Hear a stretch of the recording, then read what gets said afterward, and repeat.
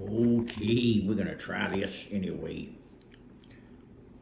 Don't worry, everything's fine. There's nothing to see here.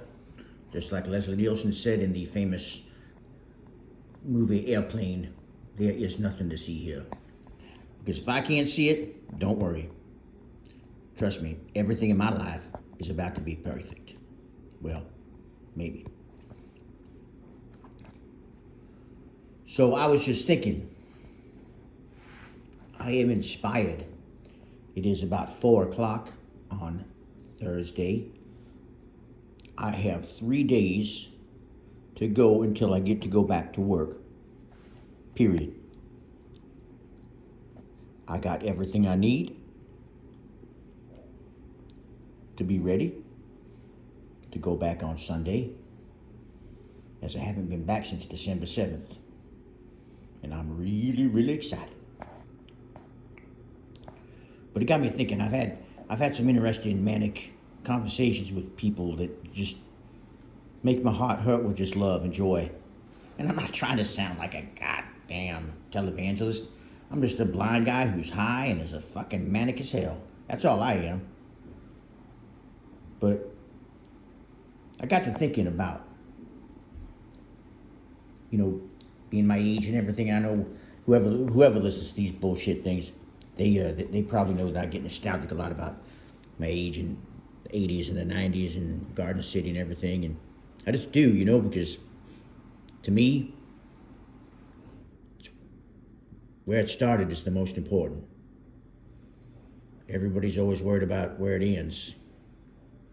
That's the problem. We always need to go back to where it started. I mean, that's like my hometown.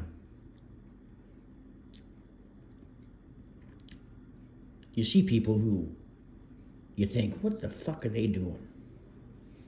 And then after we go through what we've gone through over the last 15 years, and especially the last 10, and especially the last year, and especially the last 364 days. Okay, I'll stop.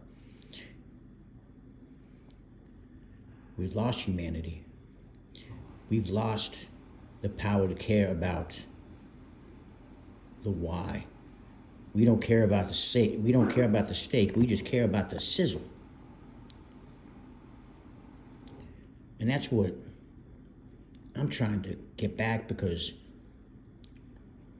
with the memory and the childhood and the upbringing in the town that I grew up in, I was blessed.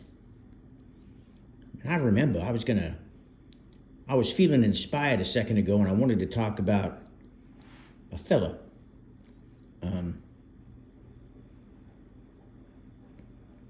A fella that I knew back in high school.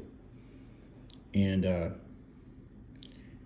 you know how we always have, like, you'll say, oh, he's my best friend. Oh, she's my best friend. Oh, God, we've been best friends for years. Oh, we've been best friends since we were like 3 years old. We've been best friends since high school. You have like, you know how you have like maybe 25 best friends, and that may be keeping it light for some people.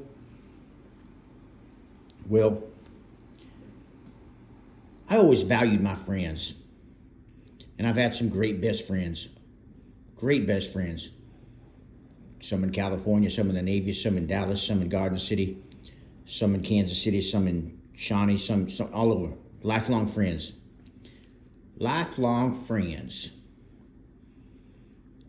But I got to tell you about a friendship that lasted, hell, it was almost like a fucking Dumb and Dumber in the 80s. Me and this fella named Mike Deal.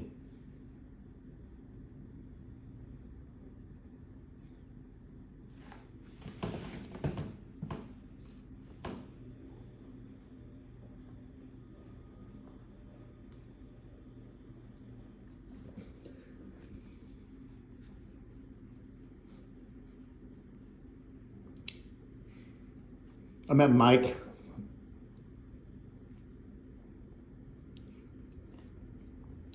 We met back in the 7th grade. It was a group of us, a couple of Gertrude Walker boys, and then he came from St. Dominic's and some Georgia Matthews boys, and we decided to be rock stars. Well, not me. I was just a dipshit.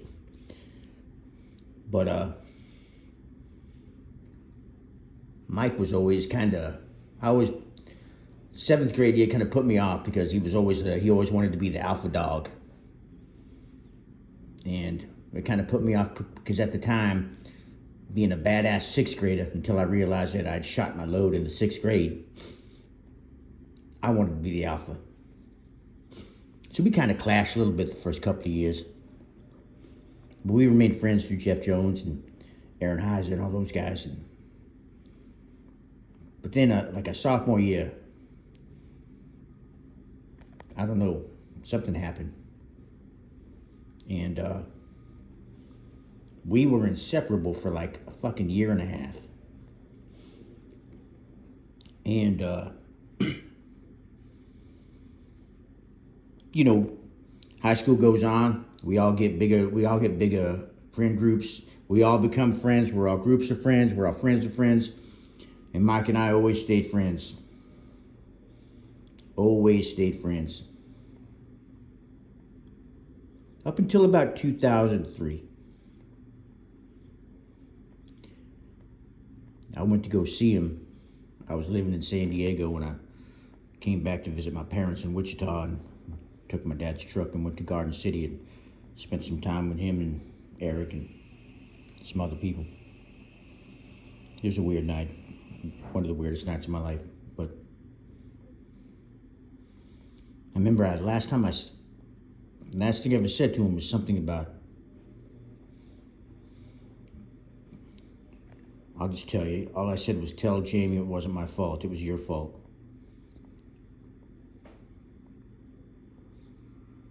There is absolutely nobody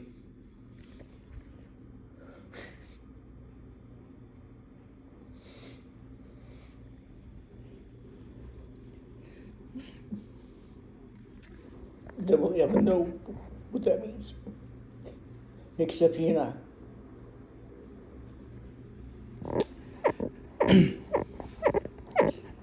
But anyway, I remember I talked to him in 2005. I called him. I moved back from San Diego and moved to Wichita. I was managing a restaurant. And we talked. And I remember my mom was asking about him. And I said, well, no, I don't know. Let's call him. And I remember I called him. I left a funny message. This was 2005. And I never heard back from him again.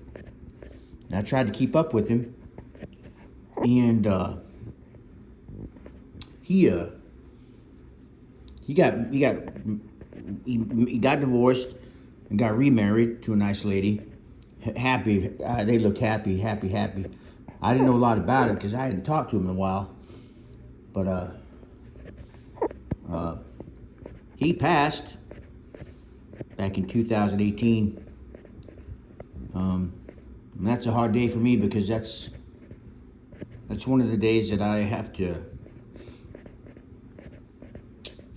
reconciliate if I'm a good person or not every day for the rest of my life. But let me tell you something, that's not neither here nor there. Let me tell you something, this isn't about me, this is about Mike Deal. If anybody knew Mike Deal, anybody ever knew Mike Deal, the first thing you would say would be the F word. Funny. He truly was the funniest motherfucker I've ever met in my life. I have some Hall of Famers, man. Greg Hughes, Jeff Newstead. I think I'm pretty funny. There's a lot of them. But I think a lot of people who might know Mike Deal might agree with me that that guy is in the Funny Hall of Fame. And I know that he had a great life.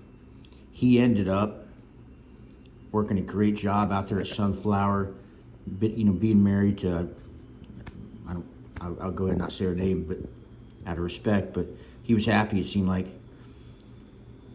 And I even got to, I don't want to get into the night before his funeral, but let me just tell you this, and I'll end it. I watch Conan O'Brien sometimes, and I swear to God, Mike Deal is living inside of Conan O'Brien.